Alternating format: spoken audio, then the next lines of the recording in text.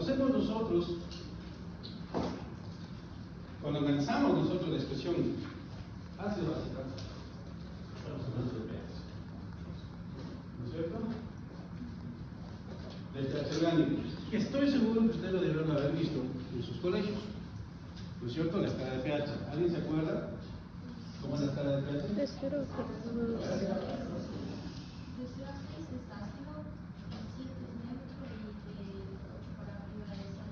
¿Hasta dónde?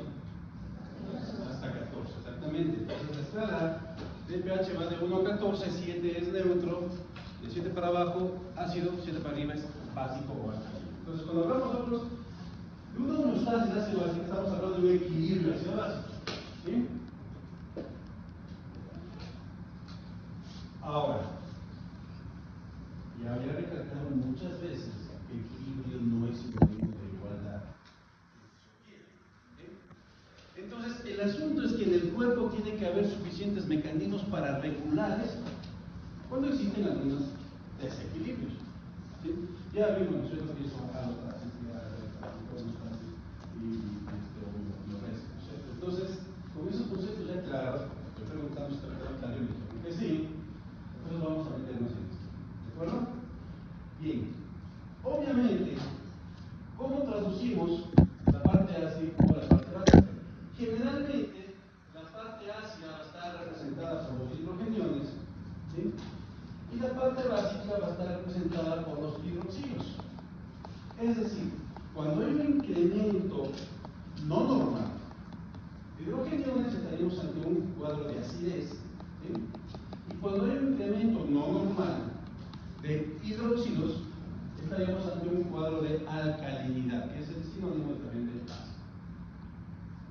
Así vamos bien, ¿no es cierto? Ya como clase de secundaria, ¿no es cierto? Ahí estamos, perfecto. Pero yo simplemente es un recordatorio. Ahora bien, la relación entre estos dos, no sé si ya se dieron cuenta que aquí estamos hablando de la fórmula del agua. Porque el agua,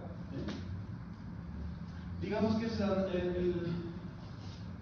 la sustancia neutra por naturaleza, por definición. ¿Sí? Es decir, que el pH del agua es neutro. ¿Cuánto había usted que es neutro? Sí. Bien. ¿Sí? Lo que significa a su vez que nuestro organismo, el organismo de todos los mamíferos, y creo que de todas las especies, tiene que estar alrededor del 7. ¿Sí? Para que no sea ni muy básico ni muy ácido. Obviamente esto va a cambiar dependiendo de la especie, el tipo de manejo de medio en el que esté, la genética y un poco de factores más. ¿Sí? Pero tiene que estar como alrededor del 7. Entonces, la relación que vamos a tener entre estas dos, básicamente va a ser de 1, ¿sí?, por 10 a las 7 moles por litro. Ahora, ¿qué significa esto? Es un lenguaje de concentración. ¿Sí? Estoy seguro que lo van a manejar en bioquímica, estoy seguro que lo van a manejar en bioquímica molecular y lo vamos a seguir manejando en fisiología. ¿Sí? Son signos, son unidades de concentración. Otra cosa son los miliequivalentes. ¿Sí? Miliequivalente gramo, por litro, por decilitro, ya depende de cómo queramos manejar la unidad. ¿Sí? Entonces, esa es más o menos la concentración que tiene aquí de los hidrogeniones y los hidroxilos. Y más o menos también está calculado que cuando, por ejemplo, el pH baja en una unidad, es equivalente a 10 veces las concentraciones de los hidrogeniones. Es decir, que si es que el pH baja de 6 a 5, se me ocurre, en realidad lo que sucedió es que incrementó 10 veces las concentraciones de los hidrogeniones. ¿Así seguimos bien? ¿Sí, verdad? Por lo tanto, tenemos que tomar en cuenta entonces estas variaciones. ¿Sí? Cuando sucede en el organismo que existe un incremento de las concentraciones de estos hidrogeniones, podríamos esperar a cuánto podría bajar el pH. Entonces la pregunta del millón es, ¿cuál es el rango aceptable de pH en el organismo? que pH, ¿sí?, esté entre 6.81 a 7.8. ¿Sí? Este rango de pH es compatible con la vida. Con la vida. ¿De acuerdo?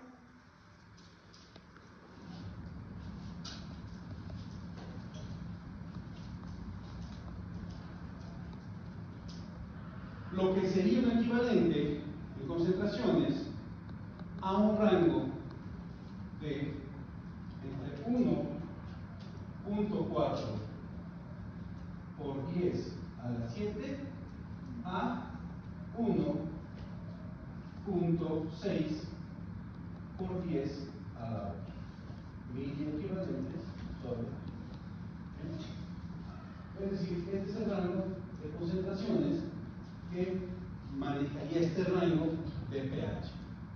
Por fuera de este rango ya hay problemas de salud.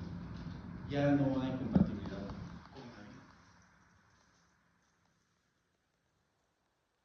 Si ustedes se preguntasen cuál sería, por ejemplo, el pH de la sangre, obviamente tendría que estar entre este rango. Y ya vamos a ver un poquito más adelante. Estoy subiendo aquí porque voy a utilizar todo el resto. No crean que estoy haciendo desde allá, porque ahorita voy para allá. La sangre tiene un rango, tiene un pH de alrededor de 7.4. Pero es un promedio, porque la sangre venosa tiene un pH distinto a la sangre arterial. ¿Y por qué será eso? Porque la sangre venosa tiene más CO2 que la sangre arterial. La sangre venosa es rica en CO2, pobre en oxígeno, y la sangre arterial es rica en oxígeno, pobre en CO2. Entonces eso va a tener. Pero el promedio, este sería 7.4, es lo que se maneja como el pH de la sangre. Como cuando se cuenta, está muy cerca al pH neutro. ¿Vamos claros?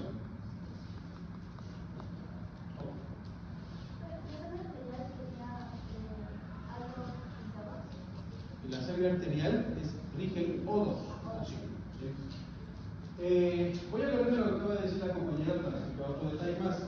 Los gases, que lo vamos a estudiar muy bien en el sistema respiratorio, se expresan siempre en presiones. Por lo tanto, cuando hablamos nosotros de concentración de O2, en realidad no estamos hablando de cuántas moléculas de oxígeno existen, sino cuál es la presión que este oxígeno está ejerciendo en el organismo. Por lo tanto, se habla de PO2. ¿Sí? Y cuando hablamos de CO2, no estamos hablando del número de moléculas, ¿sí?, que existen, a pesar de que sí hay formas, ya lo vamos a ver. Lo que vamos a ver nosotros en realidad es la PCO2, es decir, la presión del dióxido de carbono. ¿Por qué? Porque los gases, los químicos, lo estudian por presiones. ¿Sí? Insisto, esto lo vamos a ver con detalle en el sistema respiratorio. Bien. Vamos bien. Primer acto pasado. Okay. Segundo acto. En el organismo existen dos tipos de ácidos. ¿Bien? Los ácidos fuertes y los ácidos débiles. Un ácido fuerte es, por decir algo, el ácido clorhídrico. ¿Por qué se le llama fuerte? No por su pH. Es porque se disocian al 100%. El 100%. Bien.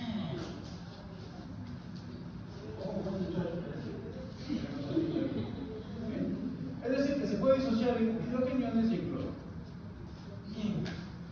Bien. Súper. Obviamente los ácidos débiles son aquellos que no se van a disociar completamente. ¿Sí? Un ácido débil, por excelencia, es el ácido carbónico.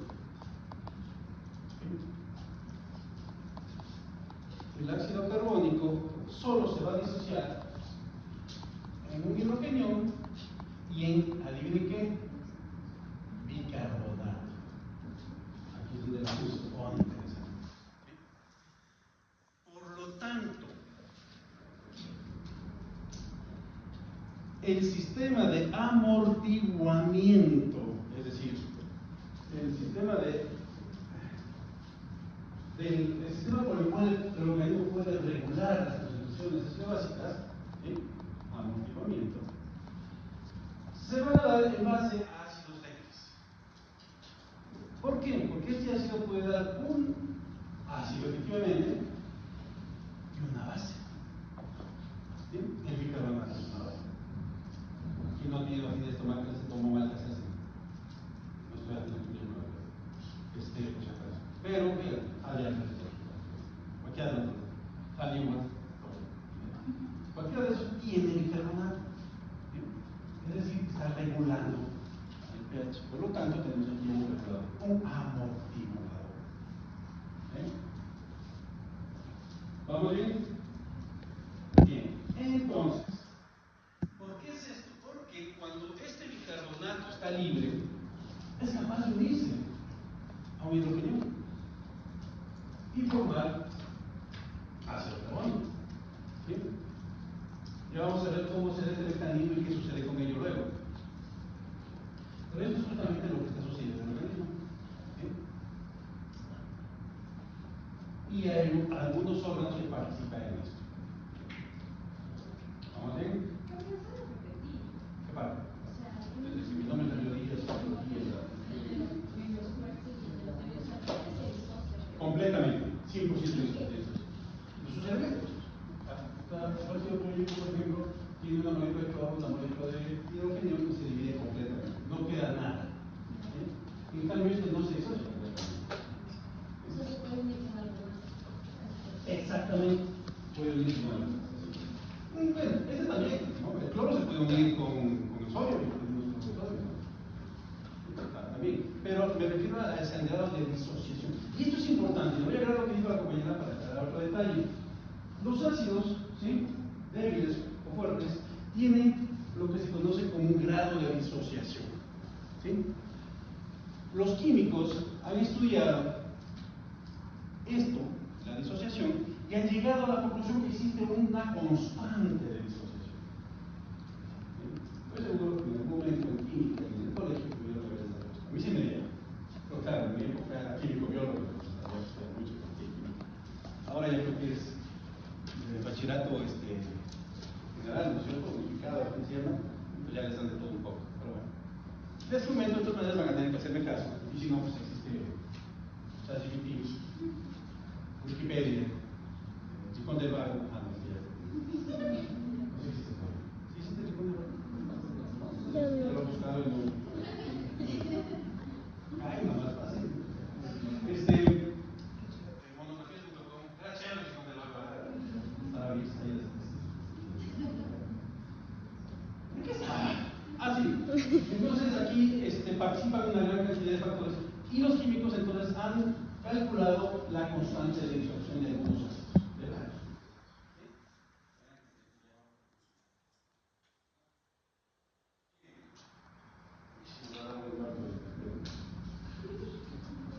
Existen una gran cantidad de bases entonces que pueden servir como amortiguadores.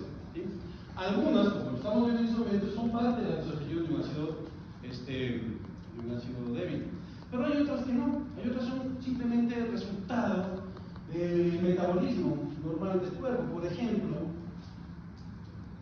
¿qué es esto? El H3. Es decir, amoníaco, exactamente. ¿Sí?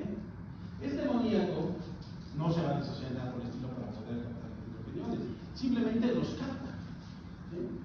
Cuando capta hidrogeniones, ¿cómo se llama esto? Amoníaco. Exactamente. ¿Sí? Por ejemplo, entonces, ¿de dónde sale el amoníaco? Del metabolismo proteico. Nuestra fuente de nitrógeno, ¿cierto? ¿Por qué? Porque las proteínas forman aminoácidos y una importancia de la química. Las proteínas forman aminoácidos y los aminoácidos tienen un componente amino. amino, de ahí era la importancia de declarar esto en las clases anteriores. Y los componentes aminos tienen nitrógeno. ¿Sí? Y cuando se metabolizan pueden formar amino. Dependiendo de la especie va a haber más o menos amoníaco. ¿Sí? Y este amoníaco puede servir también como un amortiguador. Lo vamos a ver solamente que vamos a amortiguadores intracelulares. Este es muy importante de conocer. ¿Sí? Para regular el pH. ¿Por qué? Porque si uno mira bien forma amonio. Y ya no tenemos lo que yo decía. ¿Vamos bien? ¿Se va entendiendo? ¿Bien? ¿Seguros? Aún no entramos a lo difícil, créanme. Necesito que eso esté bien claro. O sea, sirve como amortiguadores Es un amortiguador. para regular ¿El pH? Claro, para regular la concentración de hidrogenados. Si nosotros hacemos una especie de análisis macro, o sea, visto desde fuera, mayor daño le hace al organismo una acidez que una alcalinidad. ¿Sí? Una acidez que una alcalosis. ¿Qué están tomando? Por la izquierda.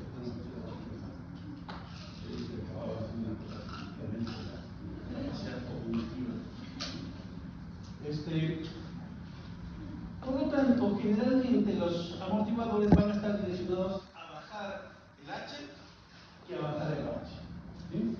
Porque es más dañino, como les digo, la acidez que la alcalosis.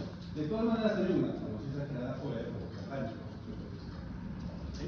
Pero generalmente es la acidez la que más frecuentemente se presenta. Por estrés, el estrés oxidativo, las aves sufren estrés oxidativo de manera constante que están produciendo, las vacas también, porque por la alta producción provoca estrés oxidativo frecuentemente. Entonces, van a estar siempre. Vamos a ir. Galería. ¿Bien? Sí. Ok. Entonces,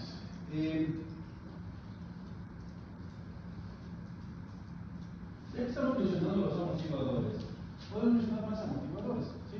Es decir, más sustancias que puedan unirse, proteínas que puedan, para poder regular. Otro más, tenemos aquí uno, tenemos aquí otro. Otros serían las propias proteínas. ¿Por qué? Porque muchas proteínas terminan en un componente carboxilo.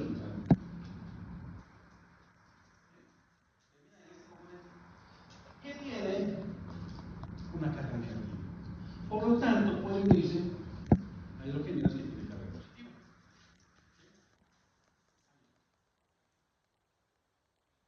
Por lo tanto, las proteínas, ¿sí? Las proteínas sirven también como amortiguadores. Si queremos conceptualizar qué son amortiguadores, son sustancias que van a absorber hidrogeniones. ¿Sí?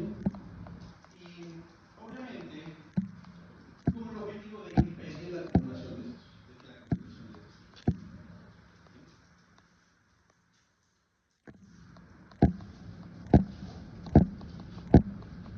Muchas veces estos amortiguadores, por ejemplo, no están solos. El bicarbonato, por ejemplo, puede unirse al sodio y tendríamos bicarbonato de sodio. ¿No es cierto? ¿Sí? El bicarbonato de sodio puede estar en el organismo sin ningún problema y bajo reacciones químicas necesarias para poder regular, dividirse en sodio y el bicarbonato, y este bicarbonato sirve como amortiguador. Entonces, no necesariamente van a estar sueltos. El amoníaco, sí, puede estar suelto, ¿no? Porque es un componente terminal. Es decir, que es el final del metabolismo. Entonces, sí puede estar suelto y unirse a hidrogeniones para formar. Entonces, así es como se ha manejado mucho.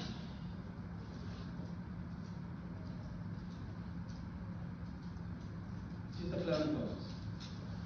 ¿Bien? Bueno.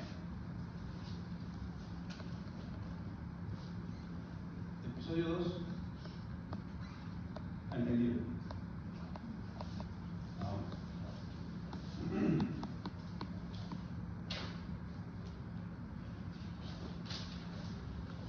Ahora bien, entonces, conociendo estos que existen normalmente en el organismo, ¿cómo sucede en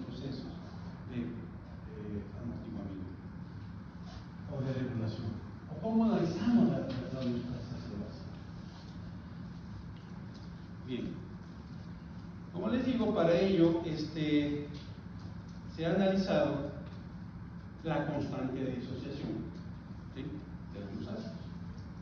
La constante de disociación se la conoce como Ka.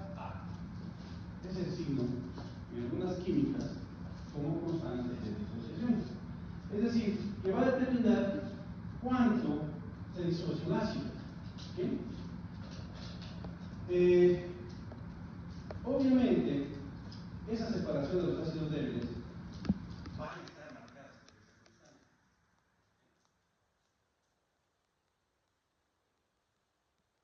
Esa constante va a estar marcada por lo que los investigadores, los químicos en realidad, ¿sí?, conocen como la ley de acción de masas.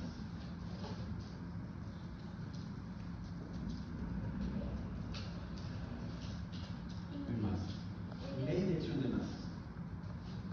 Eso está en cualquier libro de química básica. ¿Qué dice la ley de acción de masas? Por ejemplo, para el ácido carbónico, ¿no? Para el ácido carbónico estamos analizando que de donde sale el bicarbonato, y ya vamos a ver que esto es importante más por su volumen que por su capacidad amortiguadora. Por la cantidad que hay.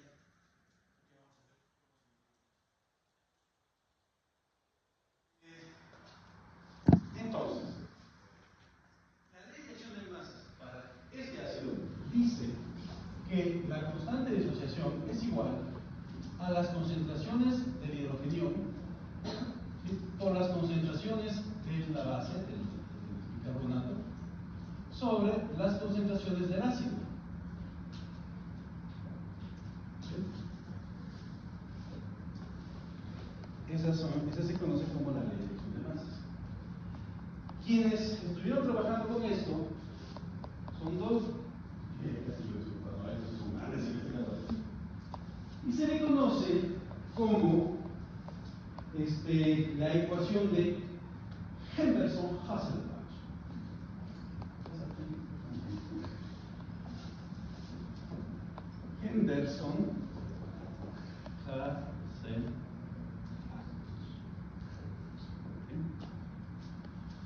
Henderson-Hasselbalch, con doble S. Ellos dicen que a esta fórmula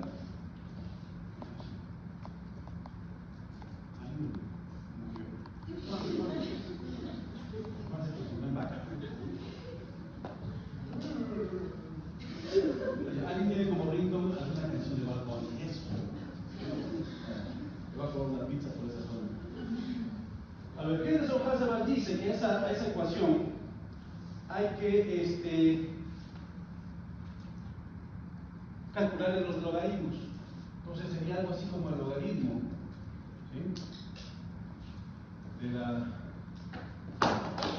constante de disociación sería igual al logaritmo de las concentraciones de hidrógeno, ¿sí?, más el logaritmo de las concentraciones de la base sobre las concentraciones del ácido carbónico. ¿Sí? Ahí dice el logaritmo, ¿no? Estoy dictando casi, o sea, háganle caso a lo que digo más o menos.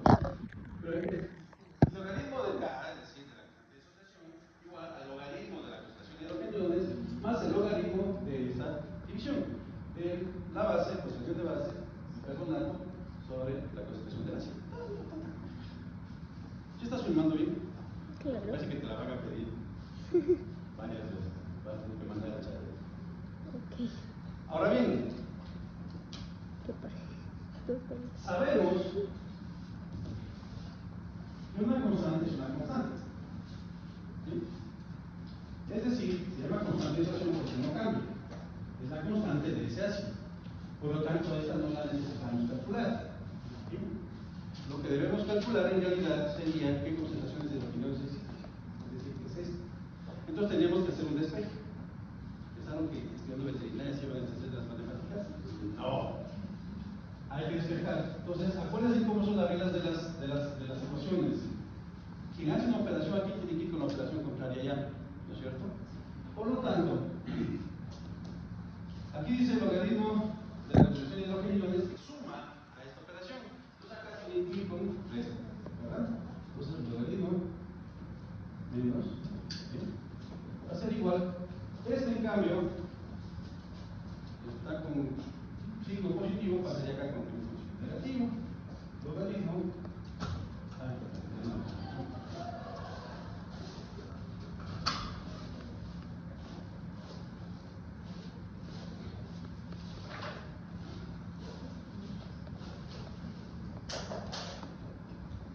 Ahora yo me voy a unir.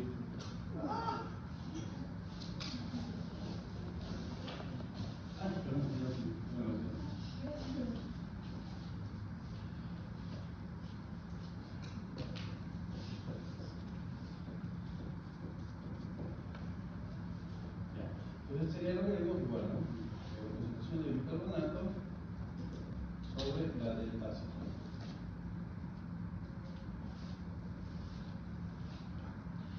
Si ustedes se acuerdan de sus clases de colegio, ¿qué era igual al pH? Negativo de la concentración de hidrógeno.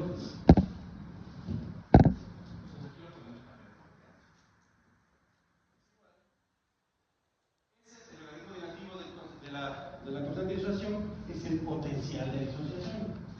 Entonces, como pK. ¿Qué pasa? ¿Sí ves que te voy a esto? No voy a borrar. Porque sí lo voy a necesitar ahorita, pero falta el capítulo 3, no, el 4, falta el 4. ¿Sí? Más el logaritmo de la base sobre el pH. ¿Sí? Ya tenemos cómo calcular el pH.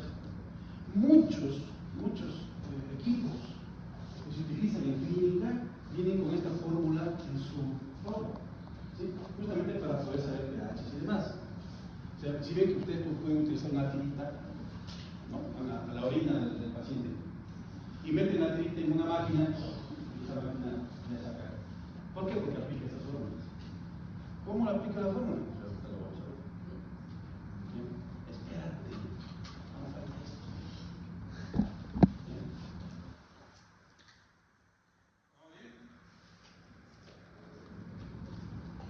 ¿Proceso 3? Porque es el logaritmo negativo de la constante de disociación. Entonces, pK. Potencial de disociación. Potencial de hidrógeno significa pH. Es el logaritmo negativo de la concentración de hidrógeno. Y potencial de disociación es el logaritmo negativo de la constante de disociación. ¿Alguna otra pregunta? Tercer tiempo, ¿entendido? ¿Seguros?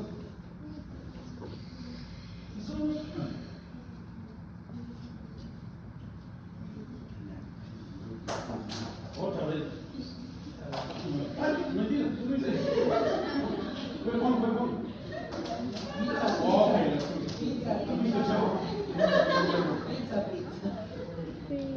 Ahora te mandé.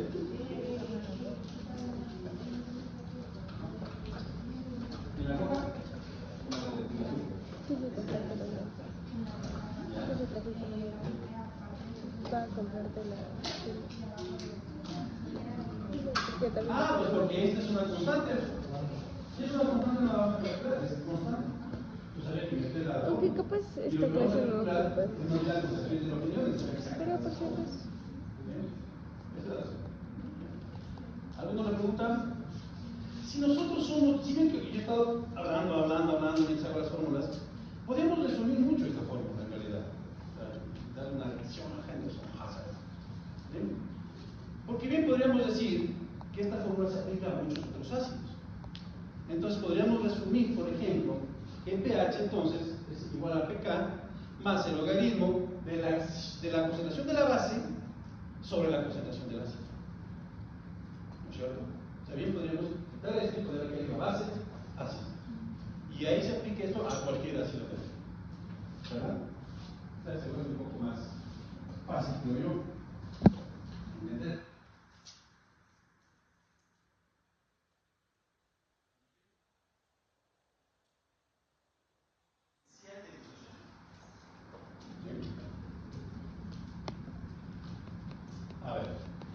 Para que un para que un amortiguador sea buen amortiguador. Otro término que utilizan mucho en fisioterapia, por ejemplo, en fisioterapia, es buffer. Buffer. O buffer, no. Pero eso se escribe con doble, ¿no? Buffer, es sustancia buffer. Ponen un suero, ¿sí? Y dicen que está poniendo el buffer. Ya está diciéndole que está regulando aumentaciones de base. ¿Sí? Entonces, le llaman así también, en algunos libros van a encontrar como sustancias buffer o sustancias tampón. Les digo que a veces los libros no tienen nada más que hacer que dicen tampón. ¿Sí? Sustancias tampón, es decir, aquellos que regulan amortiguadores. Por eso yo me quedo con amortiguador. Me parece mucho más entendible la palabra amortiguador que decir estas cosas. Pero si ustedes buscan en libros, van a encontrar estos términos, ya saben que están hablando de los mismos amortiguadores. ¿Vamos claro? Ya. Acto 3, entendido. ¿Seguro?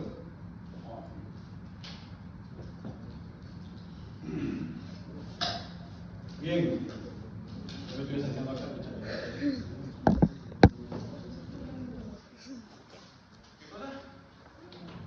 ¿qué está entendiendo, no?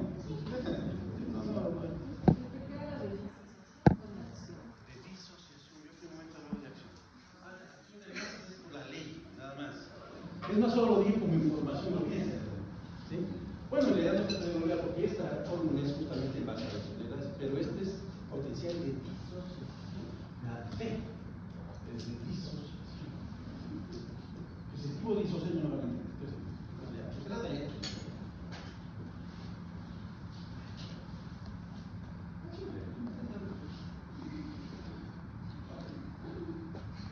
¿verdad que estamos entendiendo con el cerebro? Por lo tanto, no se preocupen en recordar, la siguiente vez van a ser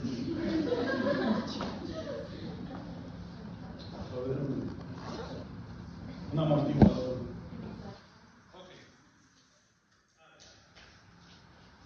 Cuando hablamos nosotros de potencial de disociación, estamos hablando de una sustancia que tiene un poder amortiguador determinado. ¿Sí? ¿A qué me refiero con esto? A que las pKs potencial de disociación van a estar muy relacionados al pH, porque eso no tenía que borrar, ¿sí? Al pH que hablábamos. Se considera que una sustancia es un buen amortiguador cuando su constante de disociación, su potencial de disociación, esté cerca al pH de la sustancia que quiere amortiguar. Por ejemplo, habíamos visto que la sangre está en 7.4, entonces un amortiguador en la sangre, su constante de disociación tiene que estar cerca a este pH.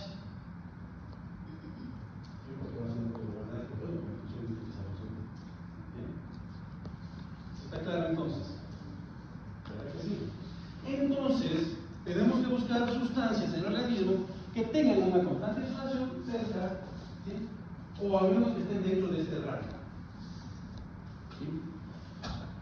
Pero aquí va a salir una paradoja, que ya lo vamos a ver más allá. Ya saben que es una paradoja, ¿no? Es algo contradictorio. Pero ya lo vamos a ver. Por ejemplo, lo más óptimo es cuando una sustancia tiene un potencial de disociación de hasta 6.8. ¿Sí? Ahí es un buen amortiguador. ¿Sí? Ahí nos sirve muy bien. ¿Sí? Si esa sustancia se agrega entonces a un medio ácido, lo va a amortiguar adecuadamente. ¿Sí? Lo va a amortiguar bastante bien.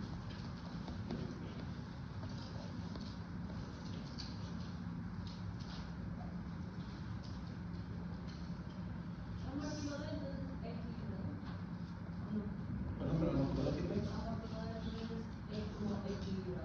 Como equilibrador. Ok, también válido. Pero esa no está aceptada. Si está aceptada bajo buffer o cambio. Perdón, buffer o cambio. ¿Para qué me entiendo?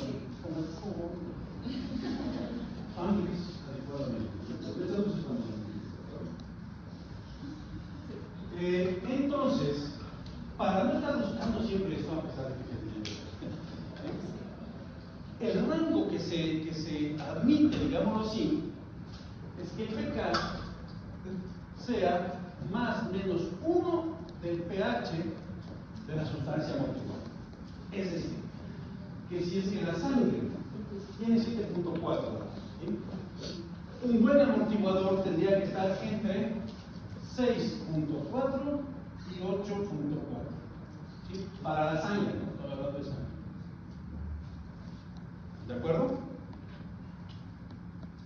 Si es que una sustancia, entonces recalco otra vez, tiene 6.8, está justamente, entonces es un excelente amortiguador para la sangre. ¿Sí? No se pierden todavía, ¿verdad? O sea, ya estamos todavía. Ya. Se considera que para que exista un buen amortiguador, se considere alguien un buen amortiguador, su pK, su potencial de disociación, tiene que ser más o menos 1 del pH de la sustancia que va a amortiguar o a equilibrar también por la presión. ¿Sí? Entonces, si regresamos al ejemplo de la sangre, si la sangre dice que tiene 7.4 de pH promedio, un amortiguador bueno en la sangre debería estar entonces con una pK de entre 6 pK, entonces pK, de 6.4 a 8.4, más o menos 1 el pH de la sustancia. Ah, ya estuvo clarísimo, ¿verdad? Está más claro que el agua de la sangre. Bien.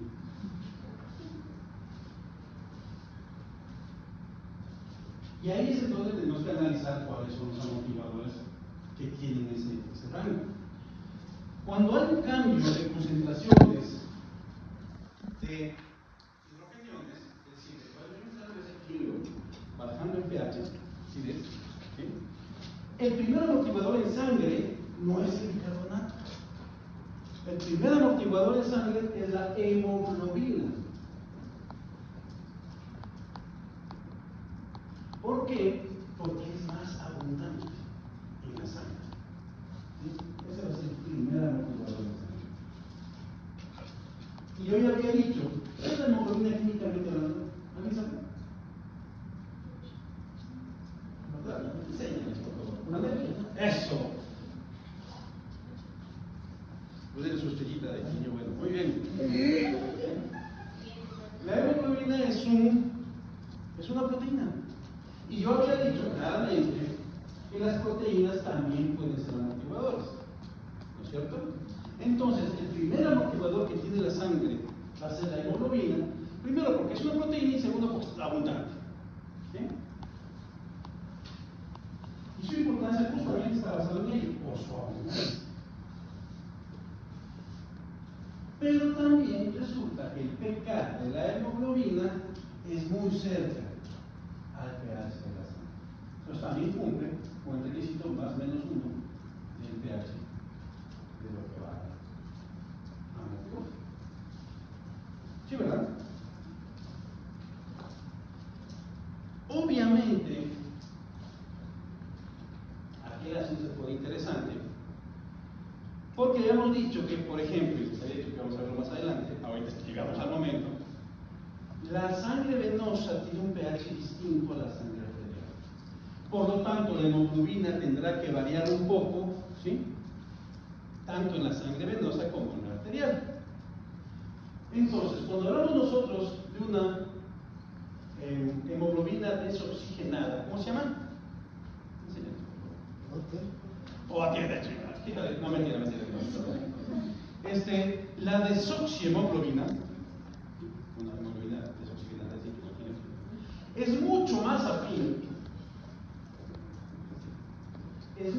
afín a los hidrogeniones que la oxihemoglobina. ¿Sí? Ahora ustedes pueden decir, pero ¿cuándo existe desoxihemoglobina? Porque la oxihemoglobina es cuando lleva oxígeno, y hasta donde yo sabía, si no lleva oxígeno tiene que llevar CO2, ¿no es cierto? Era la carboxihemoglobina. Pues el momento en que ésta se separa del oxígeno, puede captar hidrógeno. ¿Sí? ¿Cuándo se separa la oxihemoglobina del oxígeno? Cuando lo va a depositar en la célula. ¿Sí? Les recuerdo un poquito. La sangre sale del corazón, ¿sí? Pasa a los pulmones. En los desoxigena, ¿sí? Regresa al corazón y luego el corazón lo envía al resto del cuerpo. ¿Sí? El resto del cuerpo regresa al corazón y luego tiene que ir otra vez al pulmón. Acabo de resumir cuántas clases, las 2 semanas de clases en exactamente 30 segundos. ¿Sí? ¿Qué sucede? Que cuando la sangre del cuerpo regresa al corazón, va llevando CO2. De ahí tiene que ser enviada al pulmón. En el pulmón el CO2 tiene que ser eliminado. Y al momento de ser eliminado tiene que ingresar oxígeno, que estamos respirando. Entonces, cuando la sangre de los pulmones regresa al corazón, va trayendo oxígeno. Cuando esa sangre es enviada al cuerpo, va llevando oxígeno, sangre arterial. Ese oxígeno, ¿cómo va? Como oximoglobina. Insisto, ya vamos a ver eso en mucho detalle en respiratorio el próximo semestre. Pero, en resumidas cuentas, va así. Al llegar a la célula, el oxígeno tiene que ser, ¿sí?, pasado a la célula para que la célula respire. Bueno, las células no respiran, las células metabolizan, ¿sí?, para que las células metabolicen, ¿sí? Y la célula, como resultado de su metabolismo, le mete a la hemoglobina CO2. Pero el momento en que la oximoglobina se separa del oxígeno, queda una desoxihemoglobina, desoxigenada, ¿no? Ahí puede trabajar como un amortiguador. ¿Sí? ¿Sí está claro? Tiene una cara de imponente. Espero que esté bien grabado, porque lo van a tener que repetir con videos. Pero la carboxihemoglobina, al unirse al CO2, está funcionando como un amortiguador. ¿Sí?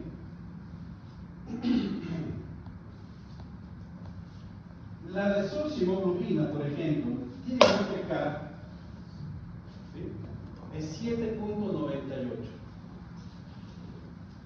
La oxihemoglobina, en cambio, tiene una pK menor, 6.68. ¿Sí? Eso significa que es mucho más cercano al pH de la sangre la desoxi que la oxi. ¿Sí se dan cuenta, no? Pero aún así ambas están en el rango de ser buenos amortiguadores. 7.94 por debajo de este y 6.68 por encima de este. Pero más cerca del 7.4 está este. ¿Sí, verdad? Sí, esto es por si acaso sangre.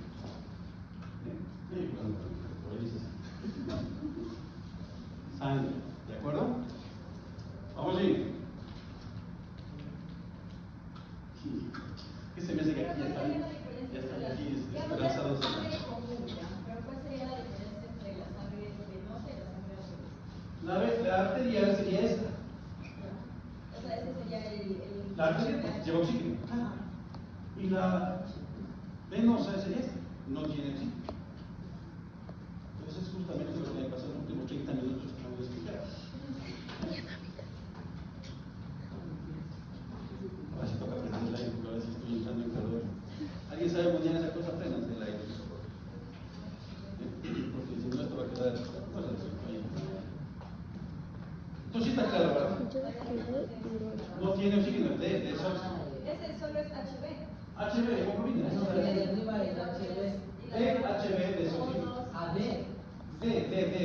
oxígeno. Ya, vamos así. Desoxihemoglobina, ¿ya? La palabra bonito, por favor. ¿Sí? Ahí estamos claros. Sí, y el pH sería ese. ¿Y el pH sería ese? No es pH, es pK. Estoy hablando de pK. Ese es el amortiguador. El amortiguador, exacto. Mándalas de la grabación. Ahora sí manda. Sí, la carboxihemoglobina es cuando esta de aquí, desoxigenada, se une a un CO2. Que ya vamos a mencionar más adelante. La vamos a mencionar. Sí, la vamos a mencionar. ¿Cómo vamos? No puedo quedarme en la mitad de. ¿Hasta qué hora es? 11:20. 11:20. Interesante, ¿no? Ya, entonces, estos están en este rango. ¿Estamos claros? ¿Sí? Estamos claros que estos dos están en este rango. Por lo tanto, es un muy buen motivador. Porque cumplen con el más menos uno, ¿sí?, del pH de la sangre. Vamos a ver.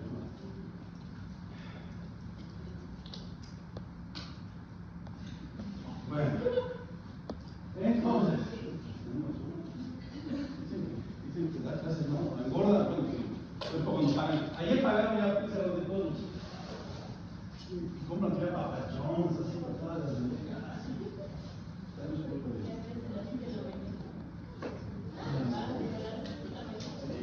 Buen desayuno, que no desayuno nada. Bueno, ok, continuemos.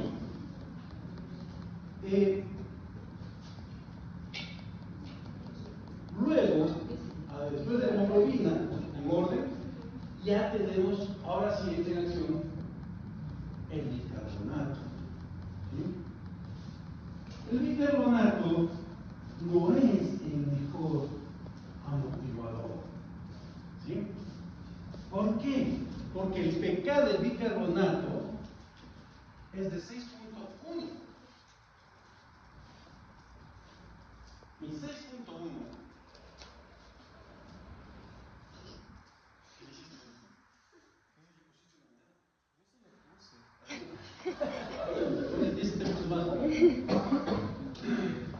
6.1 es el pK, es decir, que está por fuera de ese rango. ¿No? Entonces ustedes podrán decir, a ver, amigos, te pasaste, has hablado del bicarbonato y resulta que no es bueno. Ahí está la palabra que les decía. El asunto es que el bicarbonato es importante otra vez por su cantidad, ¿sí?, por su abundancia. ¿No? Ahí está la palabra que les había comentado, para que vean que es una palabra. Vamos a ver una palabra.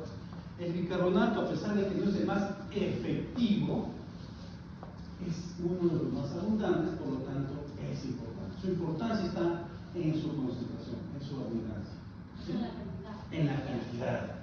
En este caso prevalece la cantidad de la calidad. Con el bicarbonato se aplica eso. ¿Sí? ¿Sí? Por lo tanto, las reacciones van a tener que estar muy direccionadas a que el bicarbonato haga su trabajo. Es decir, se una a un H y al unirse a un H va a formar un ácido carbónico. Y es aquí lo interesante, ¿sí? Porque más o menos, el potencial de disociación del bicarbonato, ¿sí?, va a estar muy relacionado, como les digo, a su cantidad. Las concentraciones que podemos encontrar de bicarbonato en el organismo sobrepasan los 24 miliequivalentes sobre litro por litro. ¿Sí? Y eso, bioquímicamente hablando, es mucho. Es bastante. Esa concentración le permite al bicarbonato ser un amortiguador importante, aunque este no puede ser.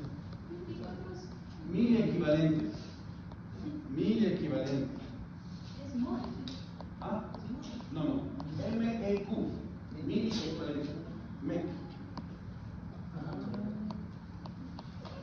Cuando yo decía miliequivalente, ¿qué estaban pensando?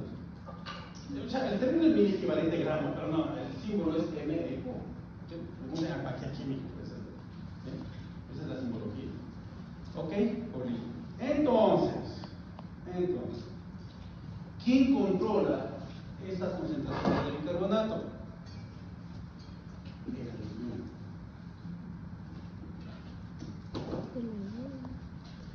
riñón. El riñón. ¿Quién controla las concentraciones del ácido? Entonces, acuérdense que la hemoglobina tiene que llegar a los pulmones para eliminar el CO2 y captar oxígeno. Tendría que ser los pulmones.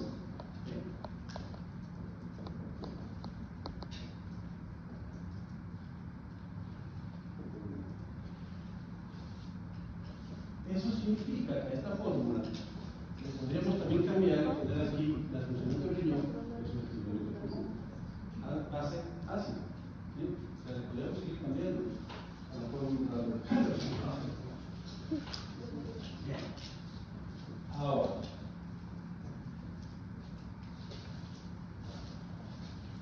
Hasta aquí el cuarto acto, ¿entendido? Para hacer la finalización importante.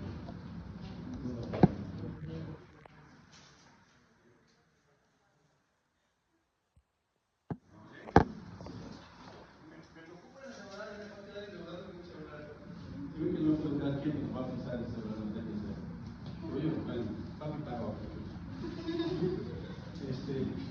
Tu hermano y dice, yo soy ella. Ok. La relación, ahora sí podemos regresar a la fórmula. Vamos. Con todo lo que hemos visto,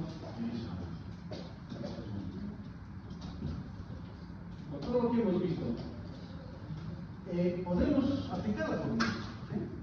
Porque tenemos que ir viendo cómo funciona el riñón y cómo funciona el pulmón. Entonces, con el riñón habíamos dicho que mantiene una concentración de bicarbonato de 24 miliequivalentes. Entonces, si nosotros pensamos en que el pH va a ser igual, entonces 6.1 es el pK, ¿no es cierto?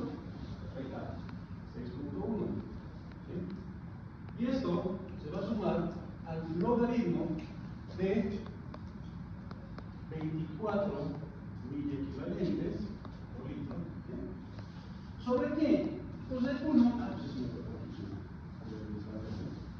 ¿Cómo se relaciona la concentración de ácido carbónico? Eso lo vemos un segundito.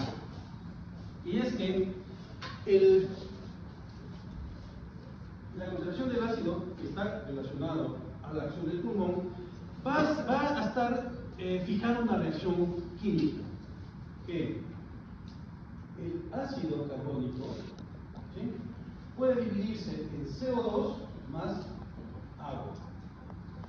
Acuérdense que una ley química es el equilibrio en una ecuación. Entonces ustedes pueden ver que hay dos hidrógenos. Un carbón. Tres oxígenos, aquí hay dos oxígenos y aquí hay oxígeno. ¿Sí? Entonces, ¿qué es lo que hace el pulmón? Deshacerse del CO2 y mantener el agua. Como les digo, todas esas reacciones ya vamos a verlo más adelante en el sistema respiratorio. Pero eso está claro. Entonces, como pueden darse cuenta, ya les había dicho eso, me adelanté, los gases, como el CO2, no se traducen en concentración, sino en presión. Por lo tanto, el pulmón, su acción de pulmón va a estar relacionada a la PCO2. ¿Sí? Y la PCO2, que va a ser la variable, la PCO2 va a variar. ¿Sí? Va a estar relacionada a las concentraciones del ácido carbónico. La relación de ácido carbónico más o menos es algo así como 1 sobre 30. A ver, un ácido carbónico sobre 34 moléculas de dióxido de carbono. ¿Alguien tiene el celular por ahí? ¿Puede poner un calculador? ¿El celular? Sí. Divide 1 para 34. 0.029 a 0.03. Entonces,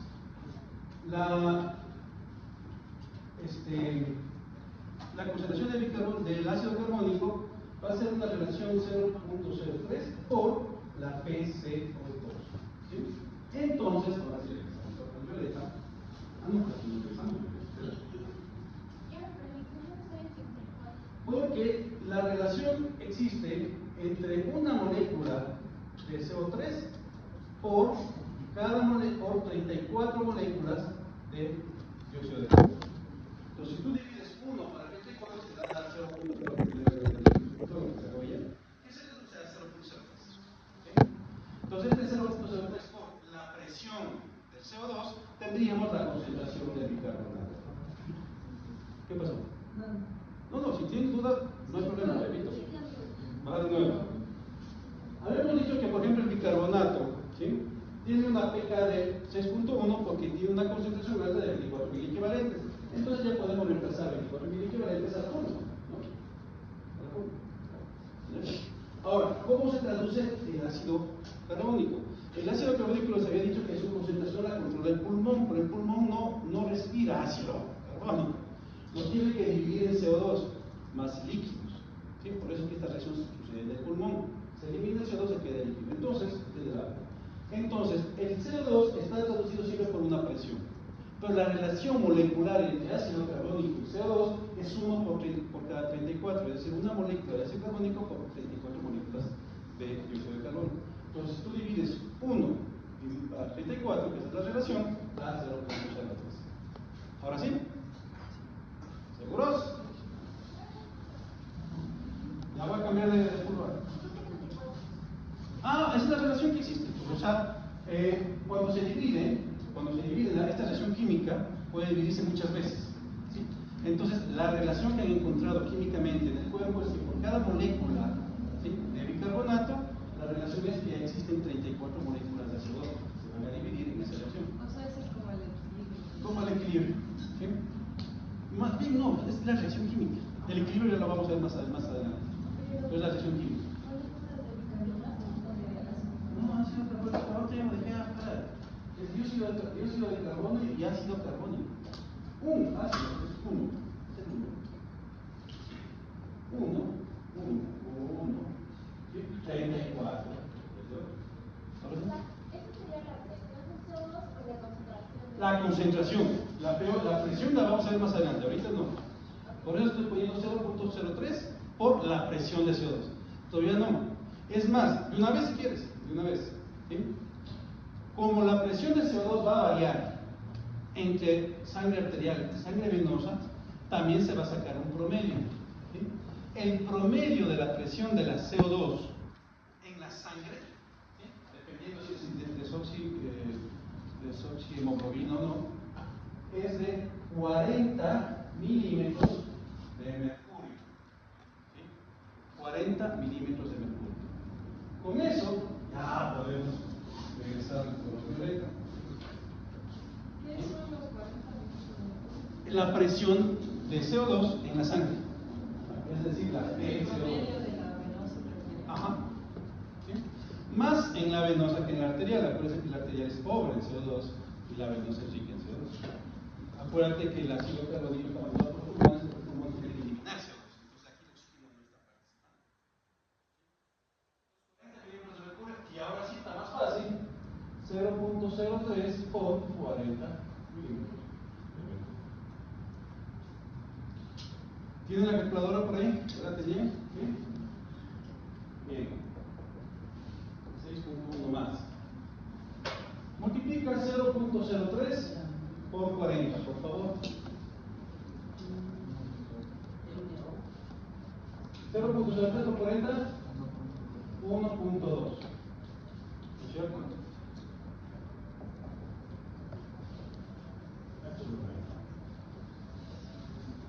24 para 1.2.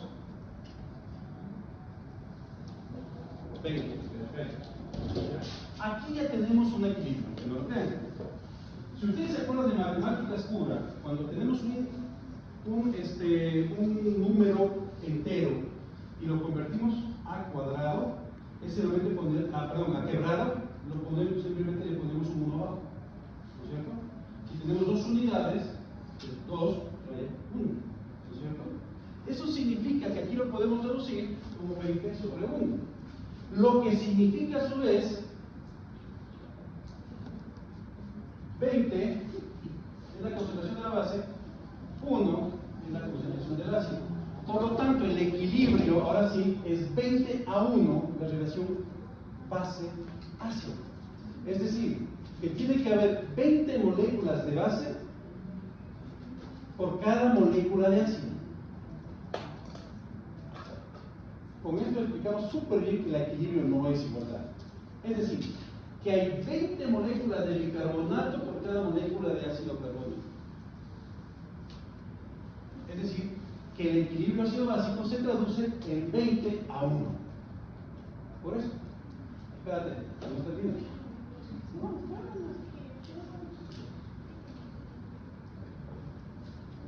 ¿Cuánto es el logaritmo de 20?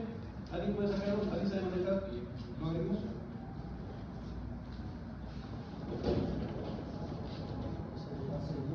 ¿Cuánto? 100 base 10. Logaritmo de 20. 1.2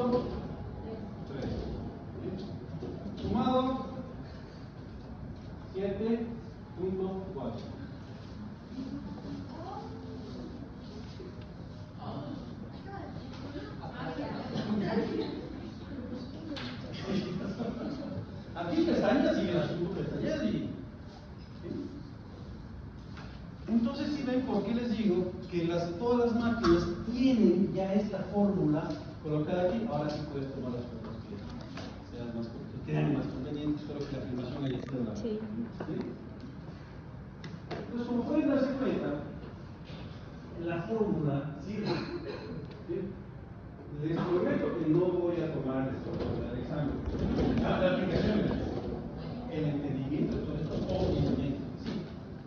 ¿De acuerdo?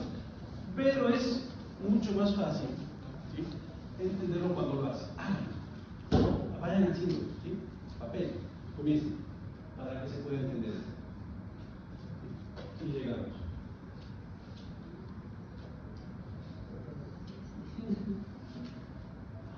¿Alguna pregunta? Miren, todavía tenemos unas caras así de.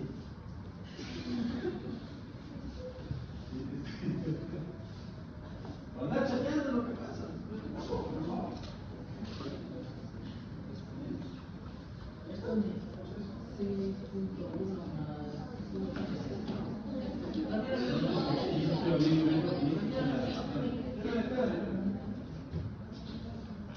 En serio, no me escuché, ya está más cerca. Pasa más.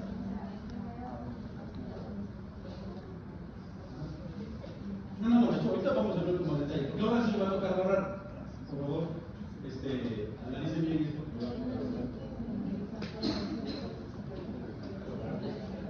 Sí. Bueno, en realidad estoy jugando entre los dos. ¿Sí? O sea, aquí estamos viendo la acción de los riñones cuando hablamos de la concentración de bicarbonato y la acción de los pulmones cuando hablamos de la concentración de bicarbónico. Ahorita están los dos. El pH es 6.1 más 1.3, ¿verdad? Ajá. 7.4. Tal vez no debería elegir ese color aquí, me parece que está acabando esa aproximadamente. Bueno. El asunto, ahora sí, el epílogo, la clase de hoy, es que todo esto se traduce como un adecuado funcionamiento del riñón y un adecuado funcionamiento del pulmón. A ver, una voluntaria o voluntario.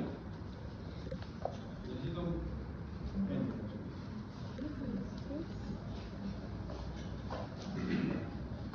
Van a hacer una inspiración forzada. Ahorita, sus concentraciones de PCO2 con PO2 variaron. Solamente con eso alterar. Entonces, ¿qué es lo que tiene que haber? Enseguida se despierta en él todo el mecanismo de amortiguamiento. Como yo lo que estoy provocando es cambios en la respiración, es decir, pulmón, tiene que aportar no tanto la hemoglobina, sino más bien el bicarbonato el que tiene que actuar ahorita. ¿Sí? Ahora, quiero que hagas una inspiración normal y aguanta la respiración. Quieto. El asunto ahí es que se está acumulando en cambio el CO2. ¿Sí? Ahorita le estoy provocando una acidosis respiratoria. Que si no le digo que suelte, porque ahorita se va a morir, no,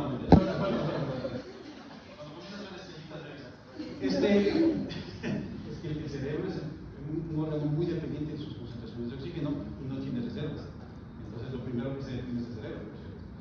No le estoy dando ideas de nada, ¿no? Unos médicos, nada más le provoqué una acidosis respiratoria. ¿Por qué? Porque provoqué un incremento de la PCO2. O sea, al momento en que él no bota la CO2, esa CO2 se queda en el organismo. Entonces se está incrementando.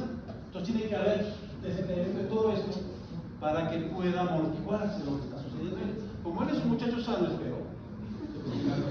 Pues mañana estoy en el hospital reunido. ¿Sí? ¿Cómo influyen los riñones, digamos, eso? A eso voy. Lo que pasa es que necesito golpearle por eso. Es consensuado esto. Está firmado que es consensuado. Dijo que sí, movió la cabeza. Entonces, ¿qué es lo que sucede con los riñones? Los riñones son los encargados de mantener la concentración del bicarbonato para que puedan servir como amortiguadores cuando sucede esto. ¿Qué pasa con los que practican buceo? Apnea en realidad. Porque el buceo igual va con demás, pero snorkel y apnea tienen que acostumbrarse a ello. Existen procesos de adaptación. ¿Han visto Avatar la 2? La de monos azules de 2. ¿sí? Sus actores pasaron por un proceso de entrenamiento para poder aguantar hasta 5 minutos bajo el agua. ¿Sí? Nosotros no podemos aguantar ni 30 segundos sin respirar.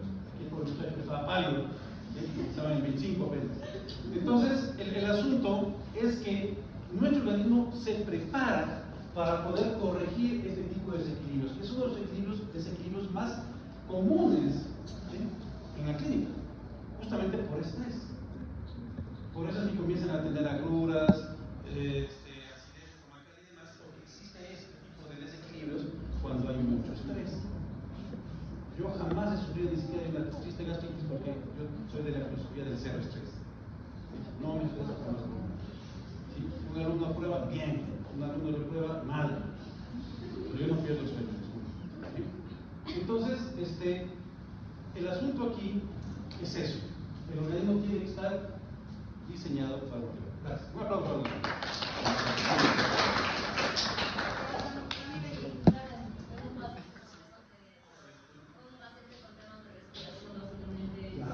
Bien. ¿Qué pasaría con la hiperventilación? Vente acá un segundo. Ahora se lo trae. Quiero que jadees. Exactamente. Ahí estoy provocando un incremento de ¿qué? De oxígeno, en cambio. Disminución de la PCO2.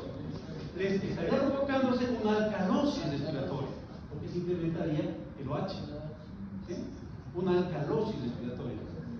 En cambio, una hipoventilación.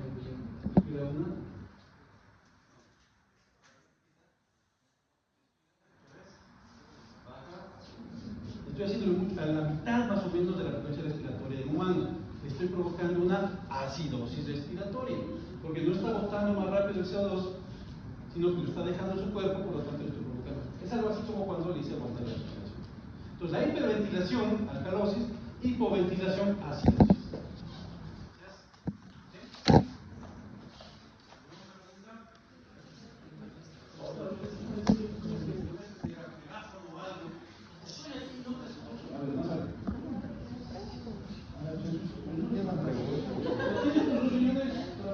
No, tengo solo uno. Yo no fui. Está grabado. Los riñones están funcionando bien, manteniendo las concentraciones altas de bicarbonato. Eso es lo que está haciendo el riñón. Específicamente en el tubo consolidado. Es más, ¿qué hacen los riñones? Hay otra reacción química que hacen los riñones. Claro, la filtración glomerular. A ver.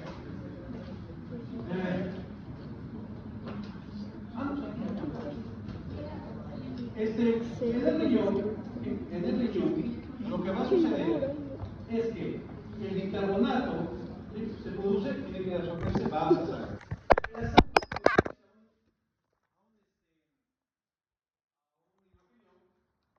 Y volver a formar ácido carbónico. Pero ese ácido carbónico formado en riñón no se va hacia el pulmón. Algo tiene que estar en el riñón. ¿Sí? Entonces, tiene que volverse a disociar. Parece que es un ácido débil. Se disocia otra vez en los riñones, y en bicarbonato, y este bicarbonato se absorbe en el túbulo contorneado distal, y el óxido cañones, en cambio, es eliminado en la orina. Esto lo van a ver con detalles en el sistema renal. También es una lesión química.